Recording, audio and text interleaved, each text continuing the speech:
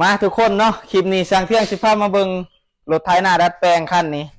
เป็นของสร้างเที่ยงเองว่าสีจัดหนักจัดเต็มหรือว่าเพิ่มอะไรตัวใดเนี่ยเขามาใส่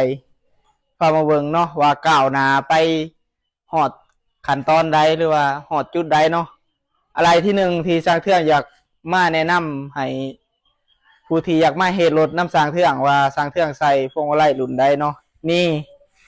พวงมาลัยพาวเวอร์เนาะพวงมาลัยไฮดรอลิกกันเชียร์พาวเวอร์กับบ่อยากแมนเลยเนาะใส่ระบบไฮดรอลิกเลยพวงมาลัยนี่นิ้วก้อยเลยหมุนเนาะก็เป็นขั้นแรกแล้วก็สร้างเที่ยงคือว่าคือสิเป็นขั้นทวิตในสปป.ลาวเนาะที่เอามาใส่เป็นพวงมาลัยรุ่นนี้นี่เนาะอะไรแต่งแต่ว่าพิษสูตรในจังน้อยได้สีหมอกหรือว่าสีเทาเนาะสร้างเที่ยงอยากได้นี่เป็นเขียวนี่สิเป็นเกียร์เนาะ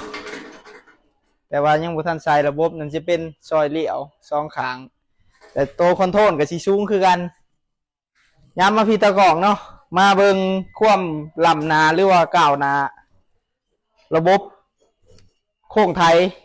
สร้างเที่ยงสิไลสู่ฟังเลยว่าสร้างเที่ยงใส่อะไรตัวไรเนี่ยหนึ่งเนาะตัวปรับแกนกลางของรถไถใหญ่นะสิเป็นของรุ่น L 300 บาทตัวนี้เนาะสร้างเที่ยงซื้อมาใส่300 600สร้างเที่ยงเอาขึ้นมา600เนาะ600ตัวนี้ตัวละ400 2ตัวก็800 2ขางตัวลุมนี่ถือ1,600เลยมาบวกตัวนี้พอดีเป็น 2,000 เป็น 2,000 ปลายอัพอะไรขึ้นมาตัวนี้เนาะย่อยโมเมนต์ย่อยเนาะคอไฟว่าวพิษตัวนี้ก็สิเป็นตาเหลือกคือกันอีกตัวนี้ก็บ่แพงกว่าแล้วนะสิเป็นตัวละ100 กว่าบาทสั่งเครื่องสั่งมาแต่ไทยเตกี้เนาะสั่งเครื่องเฮ็ดบ่ได้ใส่ตาเหลือกแต่กระไทยดีคือเก่า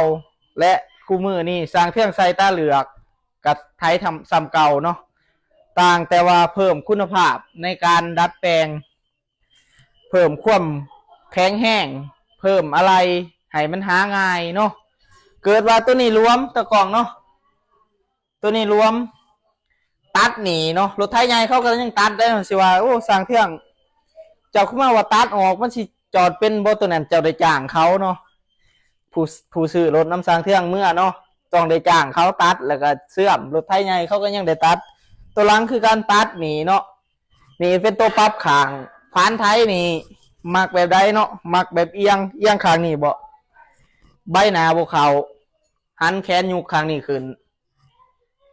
ยังบ่แม่นเนาะสักเที่ยงเอาผิดพานตัวนี้เข่าโพดเนาะหันตัวนี้ขึ้นยังเข่าบ่พอยังเข่าอีกคือเก่าปรับแขนกลางซองทางเลือกให้ปรับอยากได้พานเอียงไว้ฝุ่นเนาะอยากได้พานเอียงไว้ฝุ่นไม้โซคางนี่ออกเข่ง